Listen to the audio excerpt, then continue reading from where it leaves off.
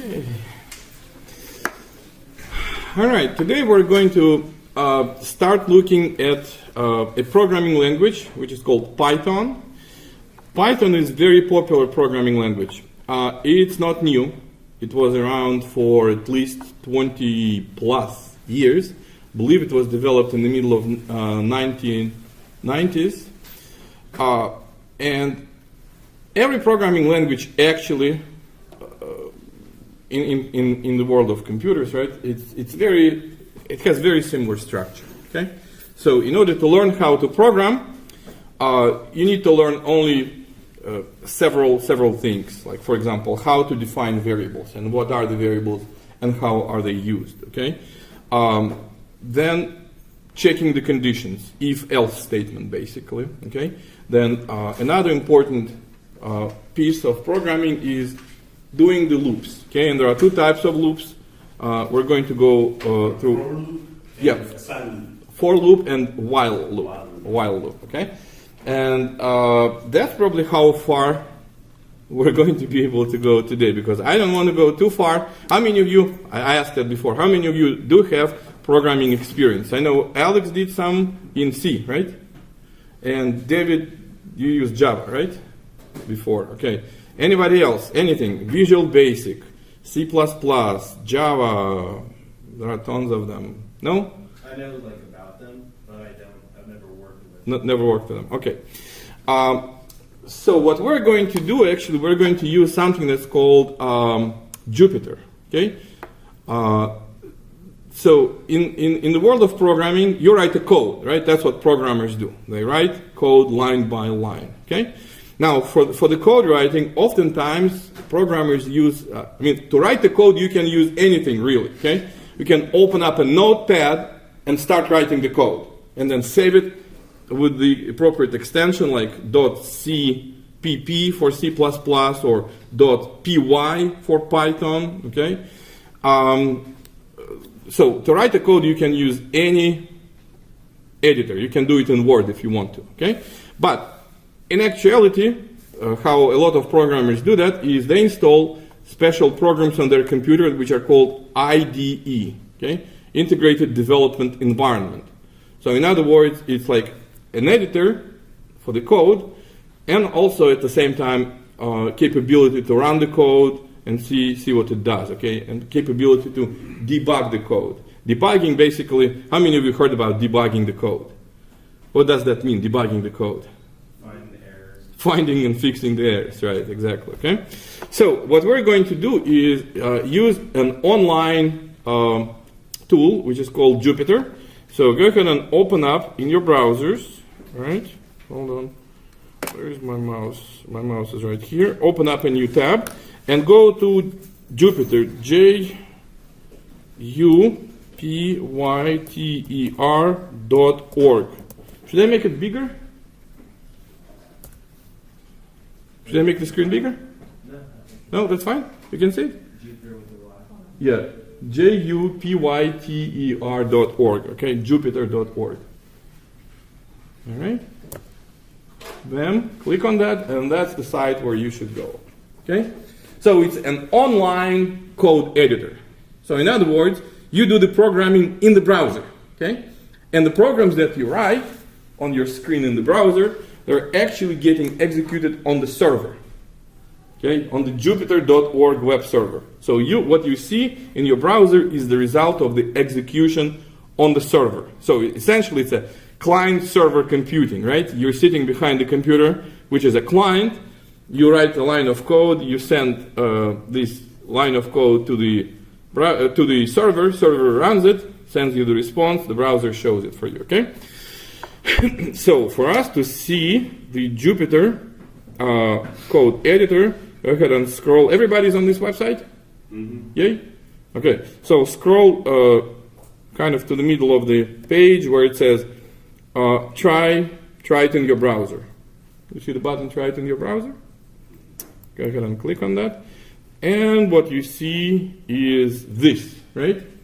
It's not quite the code editor yet. It says here are the files that are available if you want to run them. Well, no, I want to do my own, right? I want to write my own code. So Do you see the new button? Go ahead and click the new button, and here are all the options. So in this on this website, Jupyter.org, you can actually try to run different types of code. So it can do Haskell, it can do some of them I didn't even hear about them. Okay, so there is a Bash, there is Julia. Well, R. Everybody heard about R, right? It's the language of statistical. There is a tool, R, open source tool, okay? Or we can do Ruby, that's a web development tool. So Python 3, right? So go ahead and click on Python 3. And it shows you the code editor. So we can run kind of short programs, okay, online, or we can do it line by line, so each code individually. So I guess what I should mention, well, I don't know if I should or not, but Python is an interpreted language. Okay, there are two types of languages.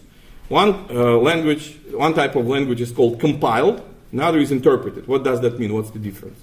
Compiled language means if I write the code, after that, in order to create an executable program, which I can double click and it runs on the computer, I run it through the compiler. It's a special program that basically goes through my code line by line. And if it sees any errors, it will not compile. It will say, hey, here is the error. Maybe you missed something, you know, commas or whatever, right? Or arguments. So that will not execute. That will not run. So first I find all the bugs, fix them, and then it compiles into one file, okay?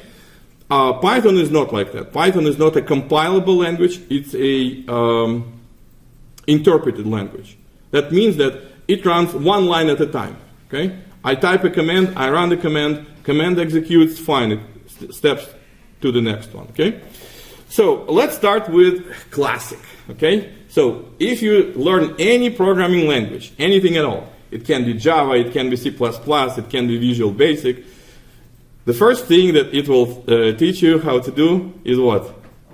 Hello world, right? It's a classic approach. So let's do this. Let's print hello world, okay? So here, I'm going to type the word print.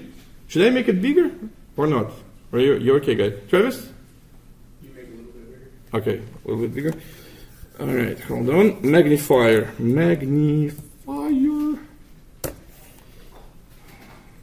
Like that, right? Print. So print is a function, okay? Every time when I'm calling a function, I typically have an option to send something into the function, okay? On Monday, we're actually going to go through functions. We're going to write some functions of our own, okay? So typically, function accepts something from me, and I expect something in return from the function, okay? If I don't send anything to the function, all I have to do really is just open, close parentheses, and that's it, okay? But in this case, I'm going to send something to the function. I'm going to tell function what to print. And because it's a string, I have to enclose that in the quotation. So I open and close quotations. And I'm going to write hello world, right? This is the first program that everybody runs when they start learning programming. Hello world! Exclamation point. Okay? Actually, Second? is it actually what like people learn? Yeah. Any programming language you start learning, the very first thing, they will make you do this exercise. Hello world. Print out hello world. Every single thing. So I went through several tutorials myself in my lifetime. Every time you start learning new programming language, it's hello world exercise. So let's go ahead and there is a button right there which says run. So let's go ahead and click that one, and it runs. And that's what you see. Now, what I want to point out is, let me go ahead and change that, okay? So, click on the same line, and down after the print, hello world, go ahead and say print. This is, and then your name. How did you make the parentheses have the, like, how did you immediately make the parentheses in the quotation marks? Oh, I just do that, okay? So it's kind of a habit. Every time when you do the programming, when you're calling a function, you open, close parentheses. And same with quotation marks. I do that so that I don't forget to close them later, right? And same thing with quotation. You quote, unquote, and type in the middle. So it's just kind of a custom, right? So hello world, it's me. It's me, Dmitry, right? And you type your name. All right. So if I run it, that's how it shows. Okay. Now note that when I ran it first time, the number in these square brackets was 1. Just shows me it keeps the order of the commands. So as I type more and more commands, I'll have multiple of them on the same page. So it was command number 1, and then I changed it and I ran it one more time, right, with more code in it. So it said, well, that was second in the line of execution, so next one is going to be 3, etc., etc. Okay.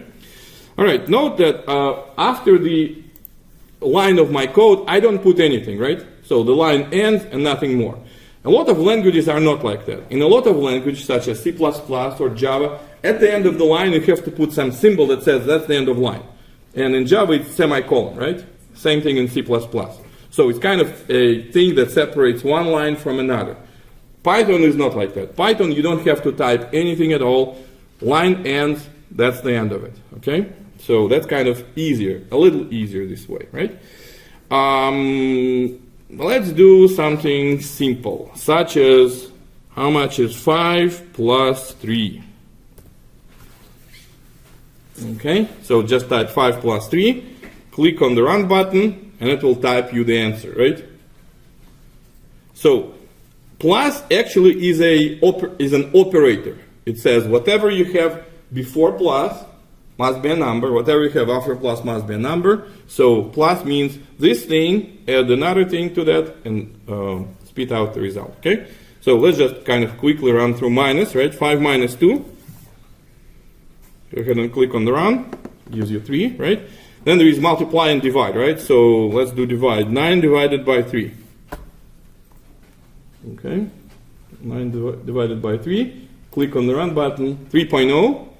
So you see that it treats numbers as floating point numbers, right? What does that mean? It's not just 3, it's 3.0. It leaves the possibility of decimals, right? So it takes integers, one divided by another, but it treats that as a number that potentially has some decimals, right? So if I have, let's do 9.3 divided by 3 and run it, and it will give me 3.1, obviously, right? And multiplication, how about 6 times 4? 6 times 4, and let's go ahead and run it, okay? How are we doing so far? I'm lost. It's pretty easy. Yeah, so far it's easy. Well, we're about to do some other stuff, okay? Now let me show you a couple of other operators. So plus, minus, divide, multiply, we're all familiar with that, right? There is an operator called exponentiation. That means raising to the power, right? So for example, if I want to raise 2 to the power of 4, how much is that? 2 to the power of 4. 2 to the power of 4, that's 32. No, not quite. 16, right? 2 times itself 4 times. So how do I do that? Well, here, right? The exponentiation operator is just times twice. It's not caret. Like, I just use caret for it, and so like I did 2 caret 2, or 2 caret 4. Oh, Yeah, so like the. Yeah, I understand. It gave me a 0, so I guess it's just not. Yeah, it's in Excel. Excel can, that's basically how you raise to the power. Python uses the special operator, so it's times, okay? So if I run it, then it spits down the answer, 16, right? So that's exponentiation. Okay. Then there is a division, like for example, right now, if I use just backslash, that's just a division, right? Whatever is the answer, that's the answer, okay? There is an operator called modulus, okay? Modulus gives you the remainder of the division. Okay, so let me illustrate that. For example, if I divide 9 by 3, what's the remainder? 3. No. 6. 0, right? Because 9 is divisible by 3 without any, the answer is 3 and there is nothing else, right? So the remainder is 0. So, and the modulus operator is percentage, okay? So if I type 9% 3, that means give me the remainder for the division of 9 by 3. Because 9 is divided by 3 integer number of times. The remainder is 0, right? So if I hit run, and it's going to give me 0. How about 10% 3? What do you think it should give me? 33%.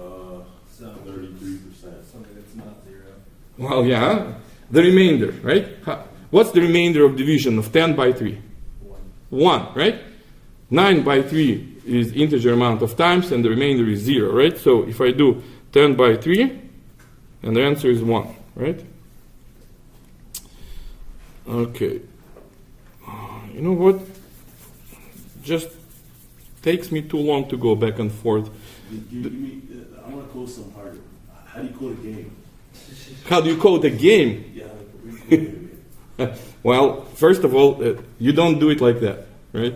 The games are coded in a special programming environments, special IDEs. Like, for example, the game, one of the game platforms, development platforms for Android and iOS is called Unity. So there is a free program which you download, Unity. You code the game. It can be two-dimensional, three-dimensional, any type of game, right? So games are not coded like that, believe me, okay? So, you know what? I'm going to type all the code right here at the top, okay? You can continue as the new thing shows up, the new line of code shows up. You can continue doing that, right? But I'm going to use just the top one. How are we doing so far? Cool? Well, let me ask you this question. What if I do 11 modulus 3? What's the answer without running it? 2, right? The remainder is 2.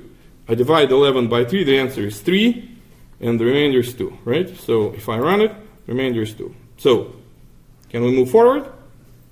Yo. Okay. Then there is another operator which is called floor division, okay? So, what it does basically is, if you don't have the integer division, such as 11 divided by 2, or 11 divided by 3, right? It's not an integer number. It will round the answer down to the next nearest integer. So, and the floor division is actually 2 forward slashes, okay? So it's // 11//3 gives me, if I run it, gives me 3, right? Why? Because 11 divided by 3 is 3 2/3, right? The actual answer is 3 2/3. So the part 2/3, it will discard and it will go down to the nearest integer. That's why it's called floor division. So it tells you, okay, you ended up with a fractional number. There is a decimal, right? So we're going to round it down to the nearest integer. Make sense? Okay, cool. Luis, did you think that we're going to program games? I was just, Just curious? I'm like, this is chump change. I'm trying to get to the big stuff. Yeah, well, before we start running, we should learn how to walk, right? And that's what we're doing right now. We're learning how to walk. Okay? Now, let's do something more complicated, okay? Variables, very important part, okay? Programs, all of them, not a single program that I've seen in my lifetime, can do without variables. Variable is a kind of disk space which program reserves to record certain values inside of that, okay? Now, variables, the reason why Python is so popular is variables, you can define variables on the fly and the program will recognize them. For example, let me go ahead and erase this 11/3, right? For example, if I'm going to say a equals 5 and run it, it will not show me anything really, okay? Just go ahead and do this. A equals 5. It doesn't show anything, right? There is no output. So what the program does internally is it says, let's reserve a space on the disk. And that space on the disk we're going to call A. That's the variable name, right? And inside this space on the disk, let's record number 5. So there is nothing going on visually, right? It's all recorded in the memory, Okay? Well, I can actually print it out. Can you guess how? How can I print out whatever is recorded in the variable a? I can go ahead and say print. And inside parentheses, what do I say? Any guesses? If I want to print this variable out. No, not quotation. Good. You said A.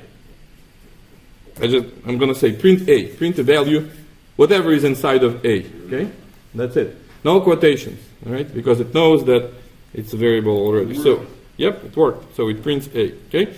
Well, let's go ahead and use the next line to define another variable b. But this time around, I'm going to say b equals. This is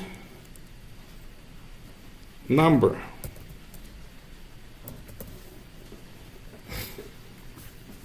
Okay? And again, if I run this thing, right, nothing happens. Nothing visually happens, because what happened really is the program on the server, the Python execution environment, right, the runtime, what's called kernel, it reserved the space on the disk, which says, well, whatever is inside this thing is going to be a variable called b. And then the next line, what I did actually here is I said, inside this variable b, inside this space on the disk, record this string. This is number. Okay? How do I type it out, whatever is inside the variable? I say print b, right? And it's going to print b. Now, can I type this is number 5, these two things simultaneously? Yes, I can. All I have to do is say print, and then inside the function print, I'm going to send b, comma, a. Now, what comma does actually, it combines things together. So, unlike Excel, in Excel when you type functions and commands, you say argument 1, comma, argument 2, right? So it expects certain arguments, right? In Python, well, it's kind of the same thing actually, same idea. So you feed arguments into the program, but what you're really doing is you're saying take B, and then on the top of that, concatenate A. Cool? You like it? All right.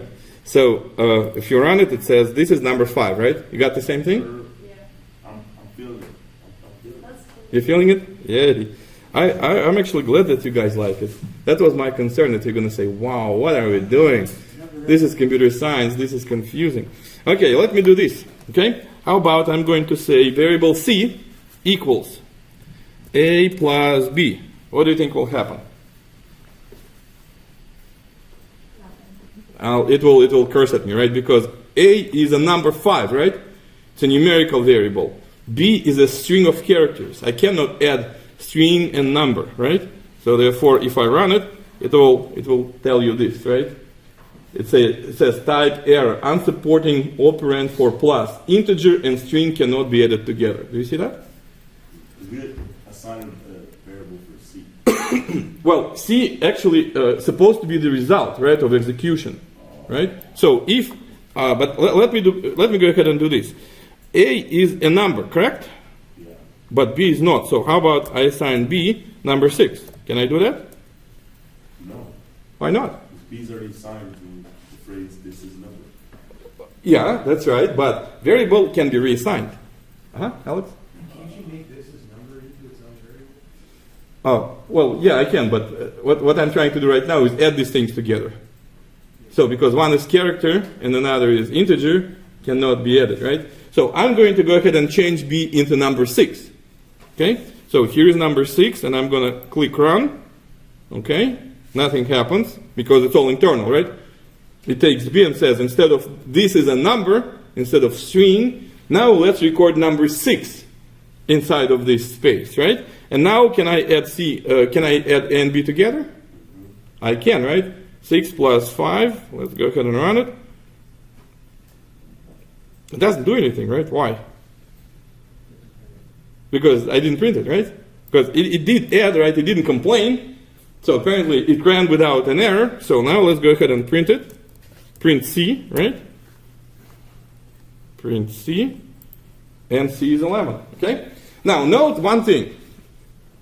Did I tell, when I said A equals 5, did I tell Python what type of variable a is going to be? No, right? I just said a equals 5. Python is a very forgiving language. And that's another reason why it's probably so popular, okay? If you would be coding in C++ or in Java or even in Visual Basic, okay?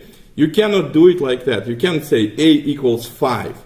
When you try to run the program, it will say, idiot, you need to declare a before that. And moreover, when you're declaring an a, you have to specify what type of the variable is that. Is it an int integer or char for character or float for number with decimal point, right? So other languages require you to specify what type of data you're going to store in each variable. Python is very forgiving, okay? In Python, and you saw it, right? First I said b equals a string. This is a number. Python said, fine. Later I said, now instead of number, let's make it, instead of string, let's make it into a number, right? I assigned the same variable, number 6. And it didn't complain, right? So that's something that's called dynamically typed language, okay? Python is very cool for that reason as well, okay? If you want to record something completely different into the same variable, you can do it. Python will have no objection. Other languages will have the objection, okay? You will not be able to do that trick in C++ or Java or Visual Basic, okay? They'll say, this is an integer, it stays integer, okay? You can't change what you record inside of that, okay? All right, well, another thing which is also very popular among programmers, and that's actually a good practice, is comments, okay? What does that mean? So let me go ahead and enter a couple of lines into the C equals A plus B, right? And I'm going to, when programmers write the code, it can become very large and difficult to decipher, okay? So what they do basically is they leave notes behind, which are ignored by the program. So it's not part of the program. It's readable by humans, but it's ignored by the kernel, by the engine when the program runs, okay? So in Python, you can leave the program by typing the # and saying, this line adds variable A and variable B, okay? Right there. So, and you can see that it highlights it differently, right? It just basically means that this is a special piece of code, right? And if I run it, it runs just fine. So this line, variable A, adds variable A and B is completely ignored because it sees the # at the beginning and it says, whatever is going on this line is a comment, okay? It's not for me to execute, I'm going to skip it and go to the next line, okay? How are we doing so far? Yay? Okay, now let's get into some, well, funny stuff, right? Bless you. Input from the users, okay? I can go ahead and take an input from the user. For example, I can ask the user to enter something from the keyboard and record that into the variable. Here's how it's done, okay? So I'm going to go ahead and change this one, all right? So I'm going to say my name, my underscore name. Now, Is there a way to change the, I guess maybe it's like the process as you go, but is there a way to change the brackets on the in to 22? Oh, and it does that automatically? That number, yeah, it increments it automatically. So, and you can't insert it unless you go back and do everything? well, it just shows that so far I ran 22 lines of code. Yours probably is different, right? Oh, okay. Yeah. So it's just a number that keeps track of how many things I ran. Okay. So I'm going to say the variable my name with underscore. Remember why we're doing underscores? We discussed that when we talked about databases, right? We're doing underscores because Primary key. nah, it's not. No, not here. It's not the primary key because all the names must be continuous, right? Table name, column name, variable name must be continuous. If I leave a space like that, it will say, well, there is a thing, whatever it is, command, function, I don't know, my, and then you're calling something else called name, okay? and I don't want that. So I'm going to put underscore my name equals, and here I'm going to request input from the user, and input is a function, and inside of this function I'm going to type the prompt, okay? So inside the quotation marks, what is your name, question mark, okay? So what it will do is, when I run this thing, it will ask me, what's your name? I type it, and after it gets from the keyboard, it will record it into the variable my name, okay? So go ahead and run it. And what do you see? Do you see this thing, prompt? Yeah, so go ahead and type your name. So I'm going to type mine. Dmitry, all right, and then it runs. And after that, here's what I'm going to do, okay? So I say my name equals to input. So now true or false, tell me. At that point in time, the variable my name contains whatever you typed, your name, right? So let's go ahead and do this. Print, and do the, inside the brackets, go ahead and say, it's not brackets, it's parentheses, right? Oh, hold on. Okay, hello, put comma, and after that put variable my underscore name. And you will see what it does, okay? So go ahead and run this thing again.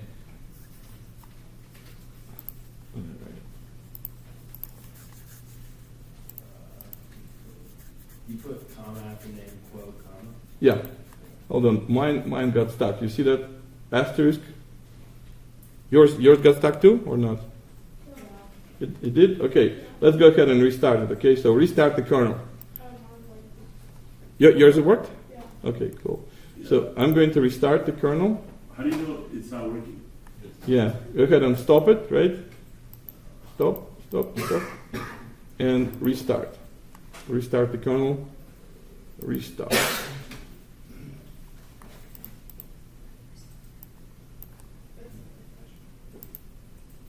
Oh, here. I finally got mine working. Did you get yours working? How do you know it's working? Wait, it still hasn't started though. Yeah. So basically, right now it's being executed, right? It runs because it asks me it prompts me for the input, right? So just click restarting, and then it will get out of the. It's probably stuck in the loop or something like that. Okay. So I'm going to type my name. What's your name? Dmitry. And when I hit enter, it says hello, comma Dmitry. Okay. You see that? That cool or what? So here basically what I did is I said take the input from the user, right, and record that into the variable my name, and after that print the word hello, comma, that's first part of the string, right, and then after this string print whatever is inside the variable my name, right, because you entered your own name, it was recorded in this variable, just says hello, comma, and then whatever you typed, okay? Make sense? Yeah. Okay, cool. Well, let's actually make things even funnier, okay? How about this? I will ask the users to enter their age. And based on the age, like if age is 16 or more, I'm going to say, you're old enough to drive. And if the age is under 16, I'm going to say, you're not old enough to drive, okay?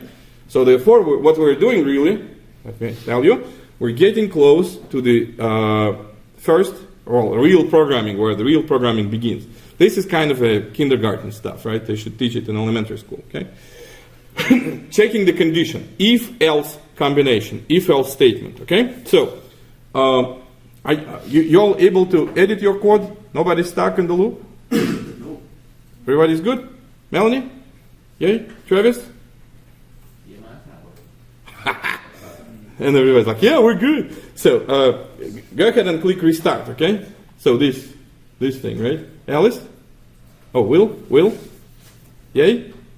Okay, Tess? Yay? So go ahead and hit restart. Or you can just go ahead and rerun this thing again, so that open up a new window, Jupyter.org, and then try it in the browser. Okay, so here's what I'm going to do. I already prompting the user for the name, right? So next thing, here's what I'm going to do. I'm going to say my age, the variable my age, is going to accept input from the user, right? So I'm going to say input, and in parentheses I'm going to say the prompt, right? What is your age? Question mark, right? And then the next thing, what I'm going to do is, depending on what they entered as the age, I'm going to say, well, you're old enough to drive or you're not old enough to drive, okay? So, okay, let me skip a line here. I'm going to say if, okay? And in parentheses, I can do it actually, because it doesn't matter right now. If you include it in parentheses, it just keeps it all together, right? If my age, my underscore age, is less than 16, and go ahead and put column, okay? That basically means that whatever is after this column is the lines of code which you execute if the age is less than 16, okay? Hit enter, and what do you notice, y'all? It goes in, it indents. It indents, right? That's another cool feature of Python, okay? In other languages like C++, the way how you structure if is after if you open close the curly brackets. And whatever is between these curly brackets is what's executed if the condition is true, okay? So it kind of outlines the block of code, okay? Python doesn't do that, okay? Python uses indentation. So if you have an if statement, then just hit enter and it says next level of indentation. And that's how the program runs. All the lines of code on the same level of indentation, it treats them as the same block. It executes them one by one, okay? Until it hits the end, okay? So if my age is less than 16, then what do I print out? Print, and then, Print you're young. You are too young to drive, right? Too young to drive, okay? All right, and after this is it, right? That's it. It's not going to do anything else except printing, right? If the age is less than 16. But what if it's not? I should provide another condition, right? So I say else, and again a column, okay? Else, and when you hit enter, you can see that it indents again, right? It says, well, else means that there should be a block of code, bunch of lines, which you execute if the condition my age less than 16 is false, right? So what do I print if the condition is false? You are old enough to drive, right? You are old enough to drive, okay? So now you're getting a glimpse of actual programming, okay? If else. Conditional statement, okay? Oh, one more thing, by the way. If you try to run it, it will not execute right here, okay? It will generate you an error. So don't run it, let me show you, okay? Don't click the run button, let me show you. So I go ahead and hit the run button. It says, what is your name? My name is Dmitry, okay? I hit enter. Hello, Dmitry, what is your age? 15. And it says, oopsie daisy. Do you see that? There is an error. The reason for the error is fairly simple, okay? Everything that is returned by the function input is considered to be a string. Even if you enter the number, it's still treated as a string of characters, okay? So in other words, right here when I'm saying if my age is less than 16, what I'm doing really is I'm comparing characters, right? A string of characters to a number. And that I cannot do, right? What's larger, A or 5? Can't compare. Different things, apples and oranges, right? So before I do the comparison, here's what I need to do. My age, which is a character, which is a string, right, should be converted into integer. And then I can compare it against integers, okay? Here's how to do it. I'm going to say, hold on, int, and put my age in its own parentheses, okay? You see that? So I'm saying, here, take input from the user, my age. They'll type a number, okay? After that, the number actually will be recorded into the string. To get it into the number, convert that into the integer by doing this function int of my age. It will convert that into the integer. Okay, and now you can compare integer against integer. So I couldn't do it before because even though I entered numbers 15, right, it was treated by the program as actually string of characters, not as an integer. Okay, so now it should work. So go ahead and run it. Who's the word? Say again? It's not working? So, what's your name? Dmitry. I hit enter. It says, what is your age? 15. You're too young to drive. So, basically, it goes through the if condition, right? It says, you entered 15. Integer of 15 is 15. 15 is less than 16, which means it's true. Right? If that is true, then print out you are too young to drive. Let me go ahead and run it again. But now with a different age, right? So, what's your name? Dmitry. What's your age? 18. You are old enough to drive. So now execution goes into a different pathway, right? Now it says the user entered 18. That's a string. Convert that into the integer, right? Compare that against 16. Is 18 less than 16? No. Therefore, it goes to the alternative path of execution, right? It says, else you are old enough to drive. Make sense? You're quiet now. It's not so cool anymore. We're good. We're good. Mine wasn't working for a little bit. It's working out. Yeah. Travis, did you restart the thing? Yeah, I got it. You got it? Any questions about that? No? Okay. So we learned. Is it neat? It's cool, right? So we learned how to define variables, right? We learned how to print variables. We learned how to do mathematical manipulations on the variables. We learned how to do the if-else statement. Very important structure in any programming language. Now we have about 10 minutes left. Let's do the for cycle, okay? So another basic element of programming, okay? Sometimes I need to cycle or loop through certain number of values, okay? Through certain values. For example, let me go ahead and loop through numbers 1 through 10, and each time when the number is even, I'm going to print out this number is even. And if the number is odd, I'm going to say the number is odd, okay? So here's how I do that, okay? You ready? Are you ready to rumble? Okay, so I'm going to say this, for, okay? Go ahead and say for I is a variable name, in range from 1 to 10. 1, 10. Okay? And then, just like you did with if, go ahead and put a column after the statement. Okay? So that means that I'm going to write a block of lines, right? What happens inside this loop? Okay? So, is that a self-explanatory what's going to happen? Range 1 to 10, what do you think it does? It gives me numbers from 1 to 10. Well, in actuality, when I ran this code yesterday, it gives you numbers from 1 to 9. Weirdly enough, in Python, this function, you would think it's including 10, but it's not, okay? So it's including 1, but excluding the last one. So it's going to give me numbers 1, 2, 3, 4, 5, 6, 7, 8, 9, okay? So how many times this block of code will repeat itself? No, not forever. It says for each value I in the range from 9 to 10. 1 through 9. This thing is going to repeat itself 9 times. Okay? So that's why it's called loop or cycle. Okay? So right now I have fixed count, right? I'm saying that anything from 1 to 9, that's how many times it's going to loop itself. Okay?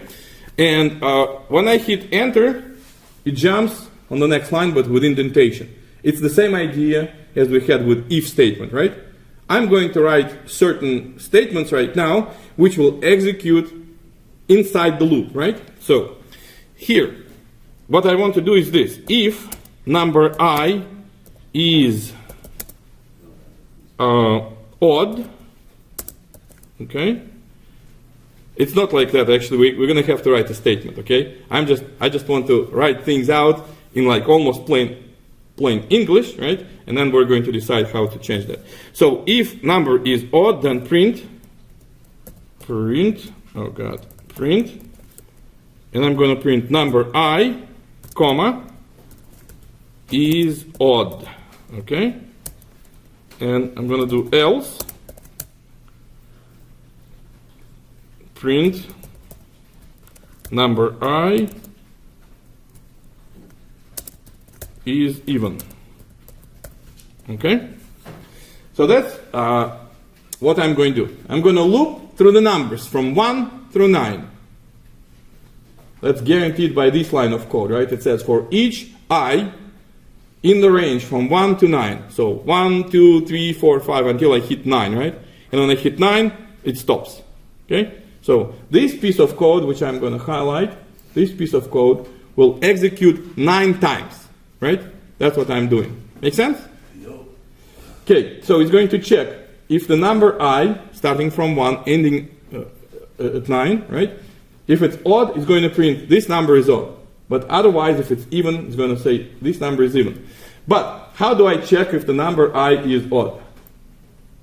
I can't do it like that, I is odd. That's too English for Python. What do you think? Any suggestions? How do I check if the number, for example, number 3, odd or even? Odd. Number 4. Even. How do I check if the number? Every other. Every other? Well, that's one way. David? You just do a mod, and then mod 2, and if it's a 1, it'll be odd. That's exactly right. Okay. Here's the trick, right? I can go ahead and take modulus 2, right? Why is that? If the number is even, what's the modulus 2? Like number 4 is even, right? Yeah. What's 4 modulus 2? 2. It's the remainder of the division. 0. 0, right? If I take any even number and divide it by 2, the remainder is always 0, right? True? What if I take even, oh crap, no, that's even numbers, right? Even numbers, the remainder of division by 2 is 0. Odd numbers, what's the remainder of division by 2? Like number 5 is odd, right? If I divide it by 2, what's the remainder? 1, right?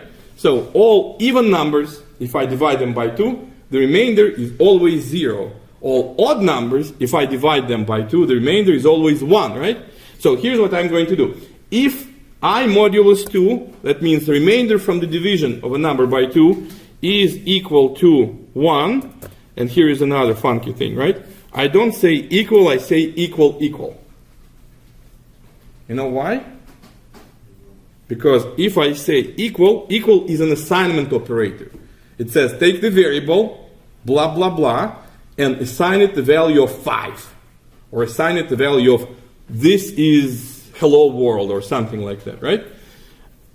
Right now I don't want to assign anything to anywhere. I'm checking the condition, right? I'm checking if the remainder of division I by 2 is 0 or 1. So that's a special operator, okay? Equal, equal. It doesn't assign anything, it checks the condition. Is the remainder of the division by 2 is 1? If that's true, then I'm dealing with odd number, correct? Yes. I modulus 2, if it's 1, the remainder, that means your number was odd, right? Otherwise, it's even. So now let's go ahead and run this thing. Look at that. It says 1 is odd, 2 is even, 3 is odd. Oh, like I said, it's the weird function, yeah. I was asking myself yesterday the same thing, right? You would expect numbers from 1 to 10, right? But actually, the way how Python works is when you say range from I to j, it excludes the last one. So then you have to do 1 to 11. Yeah, if you want to run 10 times, then you do 1 to 11, and then run it again, and it will give you 10 values. Yeah.